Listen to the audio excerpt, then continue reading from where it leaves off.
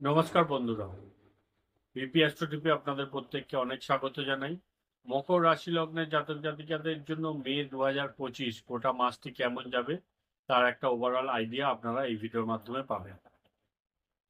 মকর রাশি লগ্নের ক্ষেত্রে এখন শনিদেব আপনাদের তৃতীয় স্থান দিয়ে গোচর করছে, রাহুর সাথে, বুধের সাথে, শুক্রের সাথে।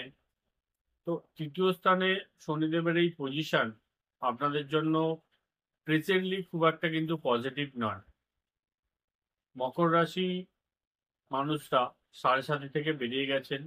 এখন শনির নেগেটিভ প্রভাব নেই, কিন্তু শনিদেব যেহেতু রাহুর সাথে আছে, সেই জন্য বেশ কিছু বিষয়ে আপনাদের এখনো কিন্তু নেগেটিভিটি মাসের প্রথম দিকটা ফেস করতে হবে। আর্থিক দিক থেকেও একটু প্রেশার, একটু চাপ মাসের প্রথম দিকটা আপনাদের জন্য থাকছে। 7 তারিখের পর বুধ যখন আপনাদের চতুর্থ স্থানে চলে আসবে, বাড়ির মধ্যে কোনো ভালো গুড নিউজ বা কোনো ভালো খবর বাড়ির মধ্যে হওয়ার সম্ভাবনা আছে। পরিবারের স্থিতি এখানে পজিটিভ থাকবে। যারা পলিটিশিয়ান আছেন বা বাড়িতে কোনো অফিস বানিয়ে রেখেছেন, তাদের জন্য এই সময়টা যথেষ্ট ভালো। 7 তারিখ থেকে 14 তারিখ পর্যন্ত বুধাদিত্য যোগ আপনাদের চতুর্থ স্থানে তৈরি হচ্ছে। যাদের মা ওয়ার্কিং আছেন, মায়ের কেরিয়ারের ক্ষেত্রে ভালো গ্রোথ এই সময়টা আপনারা দেখতে পাবেন। এডুকেশনের জন্য এই সময়টা বেশ পজিটিভ। স্টুডেন্টদের জন্য যারা নিম্ন বিদ্যার সাথে যুক্ত আছেন, তাদের ক্ষেত্রে বলবো সময়টা যথেষ্ট পজিটিভ। বৃহস্পতি আপনাদের পঞ্চম স্থান দিয়েছে এডুকেশনের জন্য। হায়ার এডুকেশনের ক্ষেত্রেও সময়টা আপনাদের জন্য পজিটিভ থাকছে। স্টুডেন্টদের জন্য ওভারঅল মে মাসটাকে আমি পজিটিভ বলবো।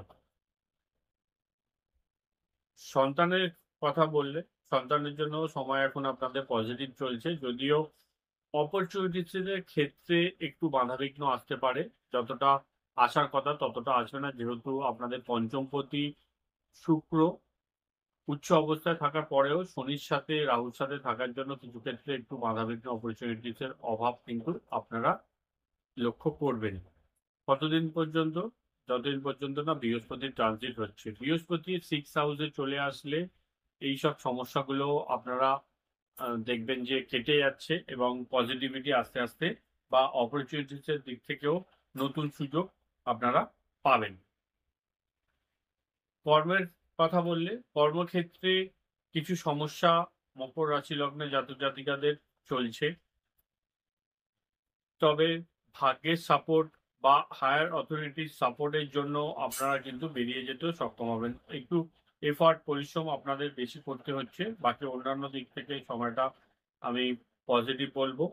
বৃহস্পতি আপনাদের 6 হাউসে চলে আসবে 14 তারিখের পরে। তারপর সুযোগ সুবিধা, অপরচুনিটিস বা স্যালারি বাড়া, ইনক্রিমেন্ট, এই জায়গাগুলো থেকে আপনারা পজিটিভিটি লক্ষ্য করবেন। তার আগের সময়টা একটু পরিশ্রম আপনাদের বেশি করতে হবে। তবে যদিও ষষ্ঠপতি বুধ এখানে এতদিন নিজ অবস্থায় থাকার জন্য যে সমস্যাগুলো হচ্ছিল, 7 তারিখের পর বুধ যখন ট্রানজিট করবে এবং মেষ রাশিতে চলে আসবে, তারপরে কিন্তু পরিস্থিতিটা অনেকটাই আপনাদের নিয়ন্ত্রণে চলে আসছে। তো এটা বলতে পারেন যে মে মাসটা আপনাদের জন্য অনেকটা পজিটিভিটি নিয়ে আসছে। বেশ কিছু নতুন সুযোগ, অপরচুনিটিস কর্মক্ষেত্রে মকর রাশি লগ্নের জাতক জাতিকারা কিন্তু দেখতে পাবে।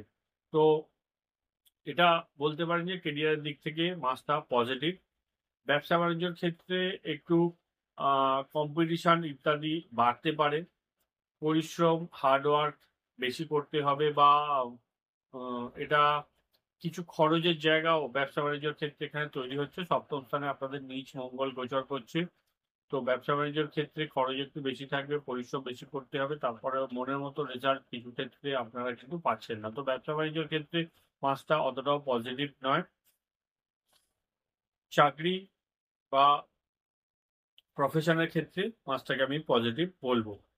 দাম্পত্য জীবনের ক্ষেত্রে পার্টনারের সাথে একটু ব্যালেন্স করে চলার দরকার রয়েছে।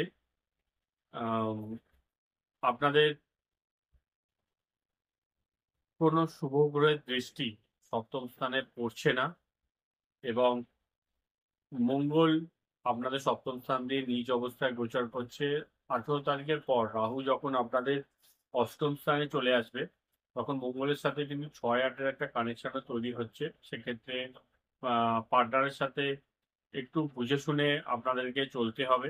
পার্টনারের হেলথ ইস্যু কিছু ক্ষেত্রে তৈরি হতে পারে, বা কথাবার্তাও ক্ষেত্রেও একটু মিসবিহেভ আপনারা হয়তো করে ফেলতে পারেন। এই বিষয়গুলো আপনাদের খেয়াল রাখার প্রয়োজন রয়েছে, এবং পার্টনারের কেয়ার করার প্রয়োজন রয়েছে। পার্টনারের দিক থেকে একটু স্ট্রেস এই মাসে আসার সম্ভাবনা আপনাদের জন্য থাকছে। তো ওভারঅল এই পজিশন আপনাদের তৈরি হচ্ছে।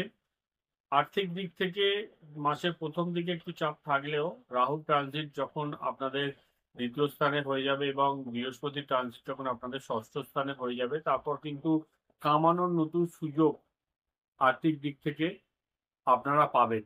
নতুন অপরচুনিটিস কিন্তু আপনারা পাবেন, বা আপনাদের জীবনে আসতে চলেছে। আগামী দিনগুলো আরো পজিটিভিটি মকর রাশি লগ্নের জাতক জাতিকারা দেখতে পাবেন। ফিনান্সিয়াল দিক থেকে বৃহস্পতির এই ট্রানজিট আপনাদের জন্য পজিটিভ, যদিও বৃহস্পতি রাহু ট্রানজিটের সেপারেট ভিডিও আমি ওখানে অবশ্যই নিয়ে আসবো।